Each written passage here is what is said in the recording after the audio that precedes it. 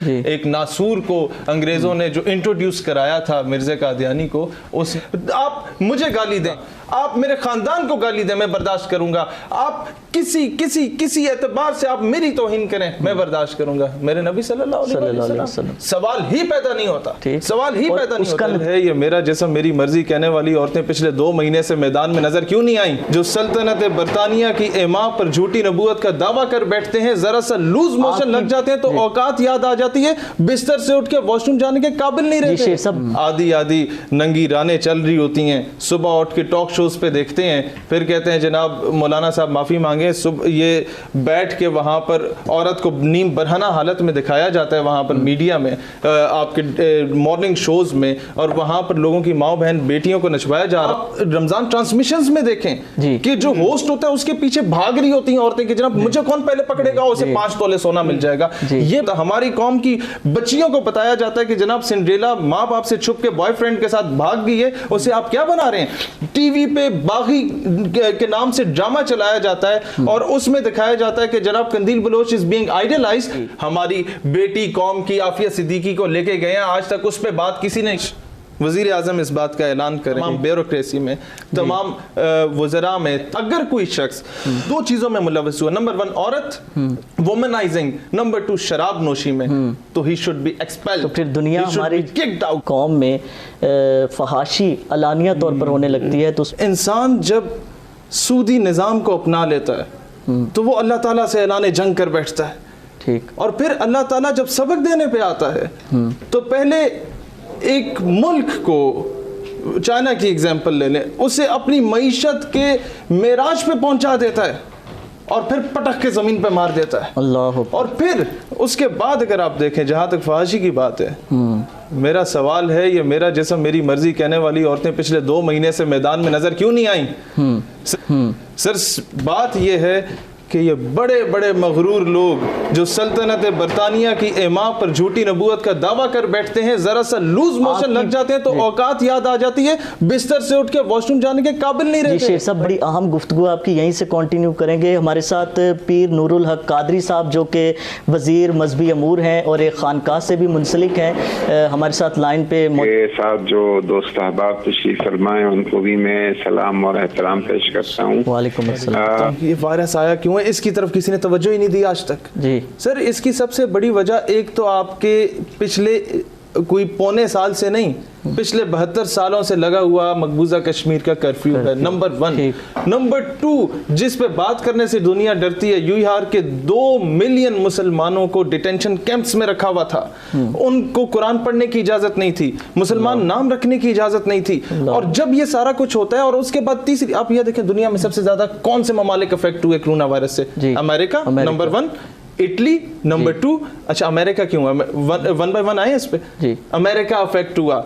Lebanon में जुल्म किसने किया? इराक में जुल्म किसने किया? पैलेस्टाइन में जुल्म किसने किया? सीरिया में जुल्म किसने किया? अफगानिस्तान में मदर ऑफ ऑल बॉम्ब्स किसने फेंका? लेबनान और सीरिया के मासूम बच्चों को हुए इंसिनरेटेड विद द व्हाइट फास्फोरस, उन पे तेजाब किसने फेंका? वो मासूम बच्चियों के साथ रेप किसने किया? किसकी फोर्सेस ने मुसलमानों को, मैं आपको, हमारे ऊपर एक लानत है कि 2001-2 के बाद वहां पर जो हमारे मुल्क में कुछ कैसेट्स और सीडीज इंट्रोड्यूस कराई गई थी कि जी हज और उम्रे का तरीका बताया जा रहा है, और वो सर्कुलेट करवा दी, पता नहीं किन लोगों ने बाहर से आके करवाई। उसे जब खोल के देखा जाता था तो उसमें वो बरहना वीडियोस होती थी जिसमें मुसलमान माओ बहनों बेटियों को इराक में ज्यादती का निशाना बनाती थी अमेरिकन फोर्सेस, दुनिया पे अपना रोबो दबदबा और हैबत तारी करने के लिए। अब इसके बाद आ जाते हैं इटली। उमर मुख्तार रहमतुल्लाह अलैह ने जब लिबिया में इनके खिलाफ ऐलान जंग किया था, उनको फांसी दी गई, उनकी औरतों के साथ ज्यादती की गई। आज वो इटली का ही जुल्म था और अमेरिका रशिया का ही जुल्म था सीरिया में, जो वो मासूम सा बच्चा था, कहता था कुछ महीने पहले मैं अल्लाह के पास जाके सब कुछ बता दूंगा। शायद अल्लाह ने उसकी सुन ली, उसने जाके सब कुछ बता दिया। और इटली आज क्या कहता है? जो अबाए पे वो मुल्क पाबंदी लगाया करते थे, आज वो कहते हैं हम जमीनी सारे रास्ते इस्तेमाल कर लिए, अब हम आसमान की तरफ देख रहे हैं कि वहां से कोई कुव्वत आएगी। इसके बाद आ जाए स्पेन, मस्जिद कुर्तबा के साथ क्या हुआ, स्पेन में अजान पे पाबंदी लगा दी गई थी। ये हमारे बड़े बड़े जो ये बड़े बड़े OA लेवल्स के स्कूलों के बच्चे जो अप्रैल फूल मनाने में थकते नहीं है, इन्हें ये नहीं पता कि 1 अप्रैल को स्पेन ने मुसलमानों जो मुसलमान थे उन्हें बहरी जहाज में बिठा के कहा था कि तुम्हें अरब ममालिक में, मुसलमान ममालिक में भेजेंगे, उन्हें गिरा दिया था और उसी की पादाश में मनाया जाता है और हम लोग मना रहे हैं। अच्छा, मजीद आगे आए, आपके पास अगला मुल्क आ जाता है, स्पेन हो गया, इटली हो गया। आज स्पेन के हर गली मोहल्ले में अजानें हो रही हैं। अल्लाह अकबर। आप अंदाजा करें, आज बरतानिया के हर गली मोहल्ले में अजानें हो रही हैं। आज डोनाल्ड ट्रंप कहता है ईसाई सारे गिरजाघरों में चले जाएं, इबादत करें। आज डोनाल्ड ट्रंप कहता है मुसलमान जो है वो अजानें दें। आज वापस उस तरफ लौट रहे हैं। दुनिया का निज़ाम सर उसी तरह चल रहा है। सुबह हो रही है, शाम हो रही है, सूरज निकल रहा है, तारे निकल रहे हैं, गर्मियों की आमद है, बारिश अपने वक्त पे हो रही है। कुछ रुका है तो इंसान का निज़ाम रुका है। ये जो टेक्नोलॉजी पे अपनी इतना ज़्यादा यकीन रखते थे, मैं आज भी अपनी कौम से कहूँगा, अपने गवर्नमेंट से कहूँगा कि अल्लाह पे यकीन करो। तुम्हें दुनिया के किसी अक़वाम मुत्तहिदा, तुम्हें IMF, तुम्हें वर्ल्ड बैंक, तुम्हें अमेरिका, बरतानिया, जर्मनी, फ्रांस, इनके गिट्टों में बैठ के भीख नहीं मांगनी पड़ेगी।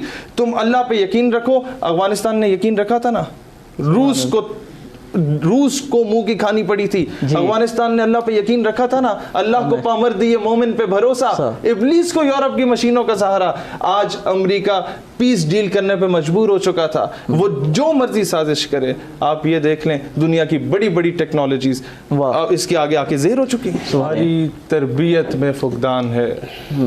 हमें आप मुफ्ती साहब से पूछें, इनके और इनके बुजुर्गों के दौर में माएँ जब बच्चों को लोरियां देती थी ना, तो अल्लाहू अल्लाहू और नाते सुना के सुलाया करती थी। आज माएँ स्टार प्लस के ड्रामे दिखा रही होती हैं, आधी आधी नंगी रानें चल रही होती हैं, सुबह उठ के टॉक शोज पे देखते हैं, फिर कहते हैं जनाब मौलाना साहब माफ़ी मांगे। सुबह ये बैठ के वहाँ पर औरत को नीम बरहना हालत में दिखाया जाता है, वहाँ पर मीडिया में, आपके मॉर्निंग शोज में, और वहाँ पर लोगों की माँ बहन बेटियों को नचवाया जा रहा होता है। आप लोगों के तो बहुत अच्छा सेटअप है। कई आप रमज़ान ट्रांसमिशंस में देखें कि जो होस्ट होता है उसके पीछे भाग रही होती हैं कि जनाब मुझे कौन पहले पकड़ेगा, उसे 5 तोले सोना मिल जाएगा। ये बकवासात जब होंगी तो हम लोग कब बंदे के पुत्र बनेंगे? आज